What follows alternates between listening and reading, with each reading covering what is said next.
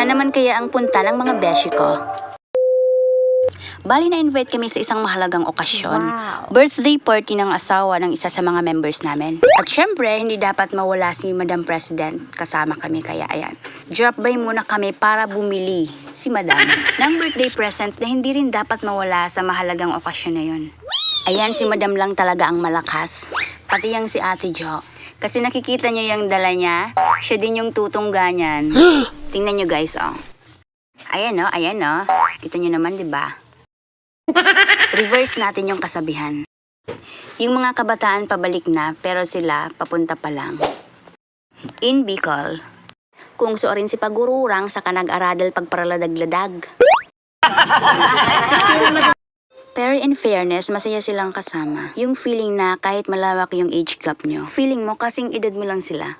Pwede kang mag-joke, pwede kang umiyak. Pero bawal ang umutang. Char, joke lang. Pagdating sa ganyang bagay, si Madam lang talaga yung nagpapautang kasi siya yung financially stable. Kahit wag mo nang bayaran, joke. So balikan natin yung travel adventure namin. So bago kami nakarating doon ay maraming pinagdaanang posting si Ate Mari. Wag na lang tayong maingay pero gitilon talaga siya guys. Nakakahawa yung kagitilan niya guys. Kaya tingnan nyo naman yung mga kasama ko. Oh. Pero masaya yung may kasama kang jolly. Kahit sobrang init ng paglalakbay namin dahil tanghaling tapat, hindi namin ramdam yun. Mas ramdam namin yung craving sa pupuntahan namin kasi gutom na kami. Pero okay lang, babawi kami mamaya at mukhang mapaparami kami ng kain neto. Sa aming paglalakbay, may napansin lang ako na talagang bet na bet ko. Si mga parataya sa waiting dyan, alams na. Grabe talaga ang epekto ng gutom mga besyo-wap. Kung ano-ano na yung nakikita. So ayan, bumaba nga kami pero hindi pa dito yung destination namin. Alaay napagod ata yung sasakyan namin at ayaw nang umandar. Mukhang maglalakad kami neto paakyat ng bundok. Wow, gutom plus pagod equals lupaypay. No choice na si Madam kaya bumaba na din siya at maglalakad na din. Minsan talaga kailangan nating magtiis para lang makamtan yung mga ninanais natin. Nais nating mag-lunch kaya let's walk. Buti na lang si mamang driver hindi sumuko. Kahit ayaw na mag-start ng engine, go pa din siya. Ganda ng view dito guys, very refreshing. Hindi mo ramdam yung init ng panahon? Hindi nga ba? So ayun nga, napag-iiwanan na tayo kabibidyo natin kaya kailangan na nating magmadali.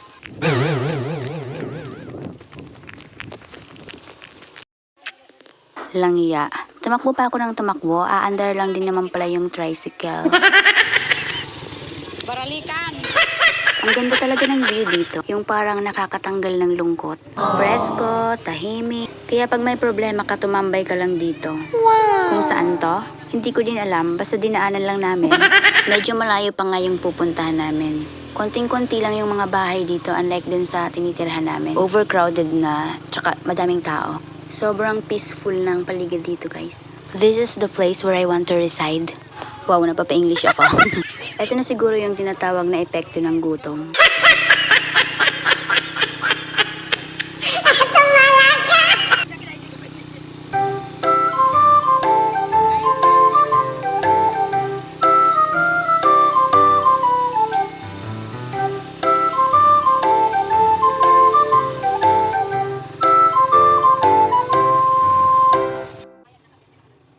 So ayan, sa wakas at natapos na din ang mahaba-haba nating paglalakbay.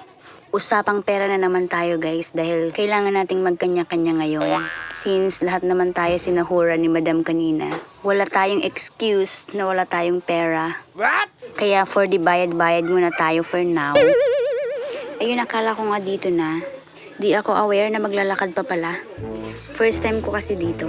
Pero ang saya nung naglalakad ka tapos marami kayong kasama. Tapos puro tawanan, kwentuhan. Hindi mo namamalayan na malapit ka na pala sa iyong paroroonan. Pero sa puntong to malayo pa talaga guys. Ilang milya pa yung lalakarin namin para lang makapag-lunch. Pero masaya yung paminsan-minsan ay may experience mo naman yung mga bagay na hindi mo pa nagagawa. Alam mo yun, yung halos araw-araw ay umiikot na lang yung buhay mo sa daily routine na nakasanayan mong gawin. Hindi ba nakaka-bored? Kaya naman deserve kong magla-squat siya paminsan-minsan. Ayun nga't kahit hindi tayo payagan dahil strict ang boyfriend ko, wala naman siyang magagawa dahil kunwari nasa work ako. Kung di ba naman ako sumama, di sana hindi ko nasaksihan ang ganda ng kalikasan. Talaga namang hindi mo mararamdaman ang init ng araw dahil sa preskong tanawin. Gusto ko nga sana mag-picture-picture kaso baka mapag-iwanan ako. Buti na lang at nag-initiate si Tito Oyan na mag-picture daw kami dito sa napakalaking bato. Kaso nga lang natakpan namin ang bato. At ngayon ang tanong ay nasaan na sila? Ano nga bang sinasabi ko tiniwan na tayo tita? Kaya naman fast forward na tayo dahil hindi na talaga natin sila makita. At itong maliit na daanan lang ang aming nagsisilbing gabay. Dahil kung wala ito ay kami na naligaw.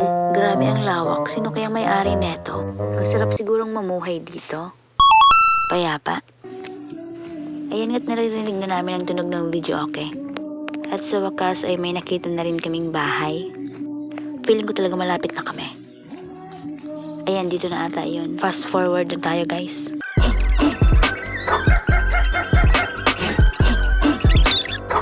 So, ayan nga, sinalubong kami ng malalaking aso.